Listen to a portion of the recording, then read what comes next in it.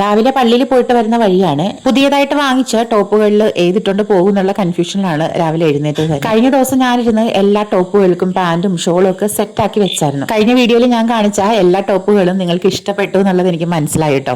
അതുപോലെ തന്നെ എനിക്ക് ഒത്തിരി ഇഷ്ടപ്പെട്ട് വായിച്ചതാണ്. പിന്നെ ഞാൻ പറഞ്ഞില്ലായിരുന്നു ഞാൻ എങ്ങനെയാണ് ഷോൾ ഉണ്ടാക്കുന്നതെന്ന്. ഇത് ശരിക്കും പറഞ്ഞിട്ടുണ്ടെങ്കിൽ ലൈനിങ്ങിന്റെ മെറ്റീരിയൽ ആണ് കേട്ടോ. 30-40 രൂപയ്ക്കൊക്കെ കിട്ടുന്ന ലൈനിങ്ങിന്റെ മെറ്റീരിയൽ. എനിക്ക് നല്ല നീളമുള്ള ഷോൾ വേണം, കാരണം കഴുത്ത് വഴി ഇടണം, ചിലപ്പോൾ കുറച്ചുകൂടി താഴ്ത്തോട്ട് നല്ലപോലെ പിൻ ചെയ്ത് വെക്കണം, വൺ സൈഡ് ഇടണം. എങ്ങനെ വന്നാലും എനിക്ക് നല്ല നീളം വേണം. 2.25 മീറ്റർ ലൈനിങ്ങിന്റെ തുണി ഇങ്ങനെ പല കളറിലുള്ളത് മുറിച്ചെടുത്തിട്ട് ഞാൻ ഇതുപോലെ എന്തെങ്കിലും ലേസ് പിടിപ്പിച്ചു കൊടുക്കാണ്. 1 മീറ്ററിന് 8 രൂപ അല്ലെങ്കിൽ 10 രൂപ മാക്സിമം വരുന്ന ലേസ് വാങ്ങിച്ചിട്ടാണ് ഞാൻ ഇങ്ങനെ അറ്റത്ത് പിടിപ്പിച്ചു കൊടുക്കുന്നത്. ഈ ഷോളിന്റെ 4 വശവും ഇതുപോലെ ലേസ് പിടിപ്പിച്ചു കൊടുക്കും. അപ്പൊ നല്ല നീളമുള്ള നല്ല കളർഫുൾ ആയിട്ടുള്ള എലഗന്റ് ആയിട്ടുള്ള ഷോൾ കിട്ടും. കോട്ടൺ ബ്ലെൻഡ് ആയിട്ടുള്ള നല്ല ഫ്ലെയർഡ് ആയിട്ടുള്ള ടോപ്പാണ്. ഇതിന് 768 രൂപയാണ് ഞാൻ വാങ്ങിച്ചപ്പോഴത്തേക്ക് ഓൺലൈൻ റേറ്റ്. ഞാനൊരു ഷോയ്ക്ക് വേണ്ടിയിട്ട് ഷോൾ ഉണ്ടാക്കിയെന്നേ ഉള്ളൂ. ഇതിന് ഷോളൊന്നും ആവശ്യമില്ല കേട്ടോ. ഏത് മഴയെത്തും വെയിലെത്തും ഈ ടോപ്പ് അടിപൊളി. അപ്പൊ ChatGPT എനിക്ക് തന്ന ഫോട്ടോ ഇവിടെ കിടക്കട്ടെ. ഞാൻ വാങ്ങിച്ച ടോപ്പുകളൊക്കെ ഇതുപോലെ ഓരോരോ വീഡിയോയില് നിങ്ങൾക്ക് കാണിച്ചു തരാം കേട്ടോ. ഇനി അടുക്കളയിലെ ഗ്യാസ് അടുപ്പിലോട്ട് നമുക്ക് ക്യാമറ ക്ലോസപ്പിൽ വെക്കാം. വലിയ സ്പെഷ്യൽ ഒന്നുമല്ല ഉണ്ടാക്കുന്നത്, എന്നാലും ഞാൻ മുമ്പത്തെ വീഡിയോയിലൊക്കെ കാണിച്ചിട്ടുണ്ട്. ചെമ്മീൻ ചോറ്, സവാള, തക്കാളി, ഇഞ്ചി, പച്ചമുളക്, വെളുത്തുള്ളി ഇതെല്ലാം കൂടെ എണ്ണയിൽ വഴറ്റിയെടുക്കുന്നു. പിന്നെ പൊടികളായിട്ട് ചേർത്ത് കൊടുക്കുന്നത് മല്ലിപ്പൊടി, മഞ്ഞൾപ്പൊടി, മുളക് പൊടി, ഗരം മസാല എല്ലാം കൂടെ നന്നായിട്ട് വഴറ്റി പച്ചമണമൊക്കെ ഒന്ന് മാറി വരുമ്പോഴത്തേക്ക് ചെമ്മീനും കൂടെ ചേർത്ത് കൊടുക്കണം. തട്ടിപ്പൊത്തി വെക്കുന്നതിന് മുമ്പ് ഞാൻ കുറച്ച് വെള്ളം കൂടെ ഒഴിച്ചു കൊടുത്തിട്ടുണ്ട്, അടുക്കി പിടിച്ചാലോ എന്ന് വിചാരിച്ചിട്ട്. എന്നിട്ട് മൂടി വെച്ച് വേവിക്കുകയാണ്.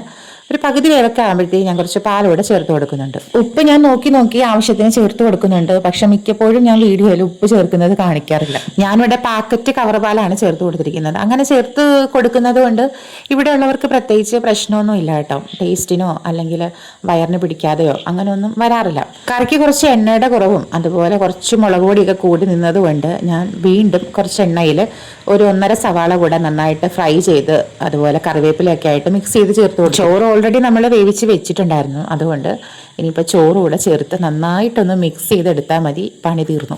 ഇതിന്റെ കൂടെ സാലഡും പപ്പടം കൂടെ വന്നാൽ ഇതിന്റെ ലെവലേ മാറി കേട്ടോ. കഴിഞ്ഞ വീഡിയോയ്ക്ക് എനിക്ക് ഓൺലൈനായിട്ടും ഓഫ്ലൈനായിട്ടൊക്കെ ഒത്തിരി നല്ല റെസ്പോൺസ് കിട്ടി.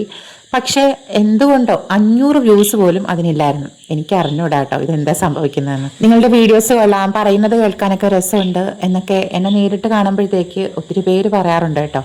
അത് കേൾക്കുമ്പോൾ സന്തോഷമുണ്ട്. പക്ഷെ എന്തുകൊണ്ടോ നമ്മുടെ ചാനലിൽ ഇടുന്ന വീഡിയോസിനൊക്കെ ഭയങ്കര റെസ്പോൺസ് കുറവാണ്, വ്യൂസും ഇപ്പോൾ കുറവാണ്.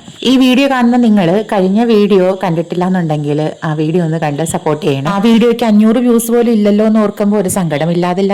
അപ്പോൾ എൻ്റെ 1193 സബ്സ്ക്രൈബേഴ്സിനും എൻ്റെ ഹൃദയത്തിൽ നിന്നുള്ള നന്ദി അറിയിക്കുന്നു കേട്ടോ. അടുത്ത വീഡിയോയിൽ വീണ്ടും കാണാം. അപ്പോൾ നമ്മുടെ ചാനൽ ഇഷ്ടപ്പെട്ടാൽ സബ്സ്ക്രൈബ് ചെയ്ത് സപ്പോർട്ട് ചെയ്യാനും ലൈക്ക് ചെയ്യാനും മറക്കരുത്.